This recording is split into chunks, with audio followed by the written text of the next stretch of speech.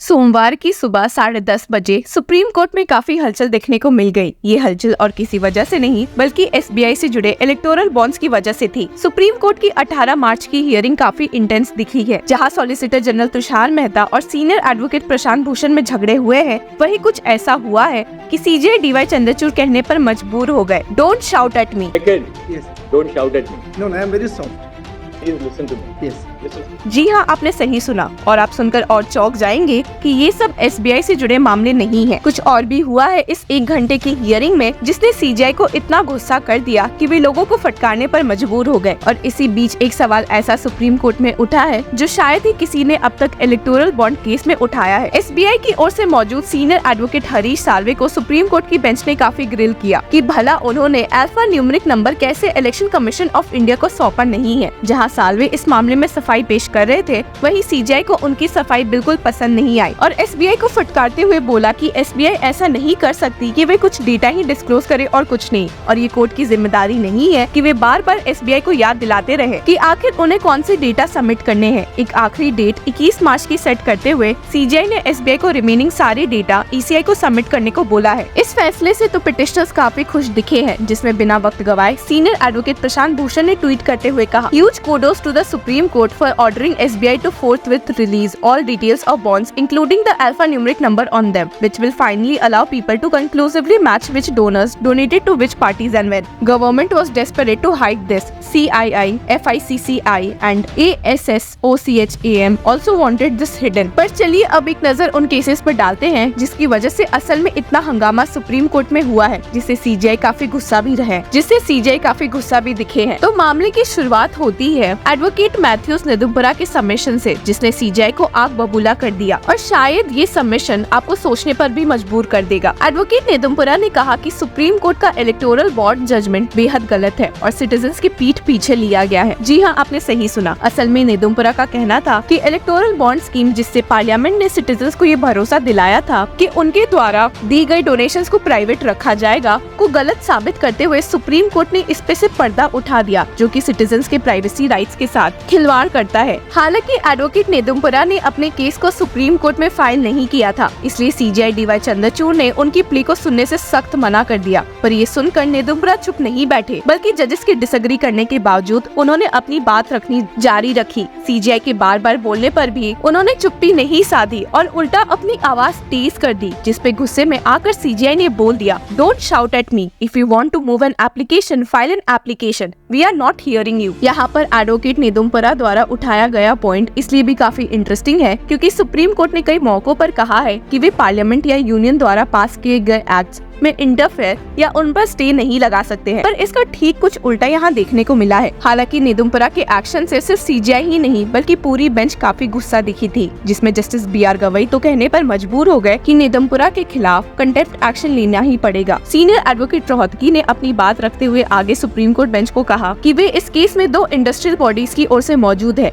FICCI and ASSOCHAM, और supreme court से निवेदन करना चाहेंगे कि वे इलेक्टोरल बॉन्ड मुद्दे में अल्फा न्यूमेरिक नंबर को ना डिस्क्लोज करवाएं, जिससे डोनर्स की प्राइवेसी राइट्स हार्म होगी, क्योंकि इस नंबर से साफ हो जाएगा कि किस कंपनी ने किस पॉलिटिकल पार्टी को फंड्स दिए हैं। हालांकि सीजीआई ने रोहतगी के सबमिशन सुनने से साफ मना कर दिया, क्योंकि उन्होंने कोर्ट में कोई एप्लीकेशन फाइल नहीं की थी और CGI D Y Chandrachud oral mentioning अपनी कोर्ट में अलाउ नहीं करते हैं। हालांकि रोहतगी भी चुप नहीं बैठे और सीजीआई को अपनी बात समझाने लगे, लेकिन सीजीआई बहुत गुस्सा हो गए। तो अब चलिए उस मामले की बात करते हैं जिसपे एसजी और साल्वे ने मिलकर सीनियर एडवोकेट प्रशांत भूषण को खूब फटकारा है। असल में जब सीजीआई ने एसबीआई को सारी डेटा डिस्क्लोज करने के ऑर्डर्स दिए थे, तो सीनियर एडवोकेट हरीश साल्वे ने कहा कि उन्हें इससे कोई प्रॉब्लम नहीं है, क्योंकि वे कुछ छुपाने की कोशिश नहीं कर रहे। पर बात ऐसी है कि कुछ पिटिशनर्स और मीडिया वाले बात का बतंगर बना रहे हैं और सुप्रीम कोर्ट के साथ साथ एसबीआई की भी इमेज को खराब कर रहे हैं। इस पॉइंट पर जोर देते हुए सीनियर एडवोकेट साल्वे ने कहा, it is just that the media is always behind us, with the petitioners saying they will take the SBI to task, hold them up in contempt. We will give the bond numbers, voters knowing is one thing, but if there are public interest litigations saying investigate this and that, I don't think that is the intent of this court's judgment। इसी point को solicitor general Tushar Mehta ने भी जोर देते हुए कहा कि electoral bonds के डिस्क्लोजर के बाद से ही सोशल मीडिया पे ना जाने कैसे कैसे पोस्ट वायरल हो गए हैं, जो कोर्ट के जजमेंट को एक गलत लाइट में शो कर रहे हैं।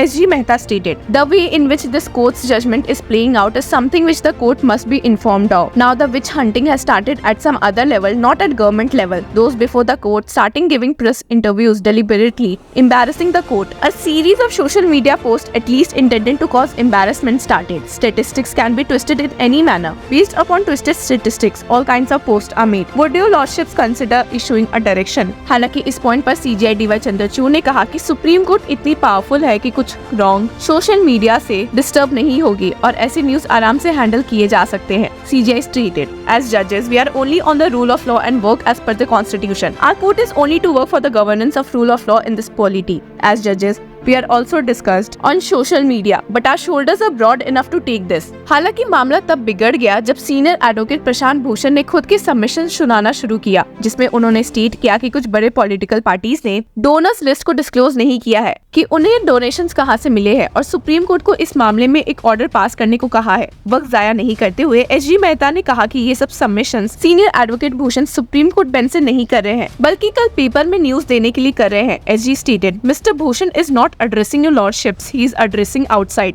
so that it can come in media." SG ने यहाँ तक भी कह दिया कि लोग आजकल PIL का गलत इस्तेमाल करने लगे हैं, जिससे जस्टिस BR गवई ने भी अग्री करते हुए कहा, "Unfortunately, public interest litigations has become publicity interest litigations." इस बात से हामी भरते हुए सीनियर एडवोकेट हरीश साल्वे ने भी कहा, "Your judgment is one of the leading judgments in voter rights transparency and recognizes the role of money in politics.